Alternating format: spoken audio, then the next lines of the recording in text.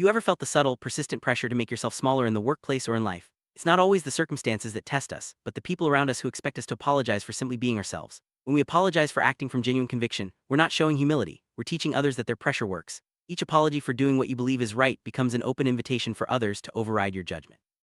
This is the high cost of seeking permission. You slowly surrender your authority and self-trust. As we move forward, let's explore what happens when people refuse to shrink and instead stand firm in their convictions. Lynn Fitzgerald, a plant supervisor with 17 years of experience, faced a defining moment. Her unwavering rule, no exceptions on safety, was put to the test when her own brother-in-law repeatedly violated critical procedures. Despite intense backlash from her family, Helen stood firm, refusing to compromise. Her decision was met with accusations of betrayal and coldness, but she did not apologize for upholding her principle. Months later, her commitment was vindicated when a new hire's life was saved by the very safety systems she refused to weaken. Even her brother-in-law, once angry, returned to thank her for not backing down. Helen's story shows that acting on conviction, even without certainty, can have life-saving consequences. Let's see how this theme plays out in other professions. Rupert Blackwood, a top-performing salesman, found his dedication made others uncomfortable. Labeled as an overachiever, he began to dim his own light, arriving later, downplaying his wins and withholding ideas all to fit in. The turning point came when a new colleague thanked him for setting reasonable expectations, not realizing Rupert's restraint was actually a loss for the team. Realizing he had become a cautionary tale, Rupert reclaimed his full capacity, stopped apologizing for his excellence, and challenged his peers to rise to their own potential. His story reveals that apologizing for your strengths doesn't foster humility, it breeds dishonesty and wasted potential. Next, we'll see what happens when following the rules isn't enough.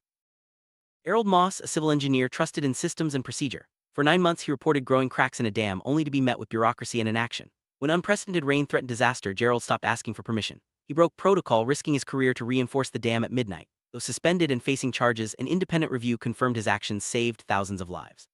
Gerald's story is a stark reminder. Sometimes the price of waiting for permission is far greater than the cost of decisive action.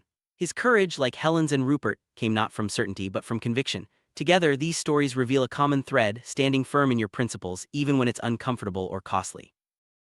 Unites Helen, Rupert, and Gerald. Each faced a moment where surrendering to pressure would have been easier. They were all asked by family, colleagues, or the system to apologize for being exactly who they needed to be. The difference between accountability and apology is profound. Accountability means owning your choices and their consequences, even when it's hard. Apology in this context is surrender, suggesting you should have been someone else.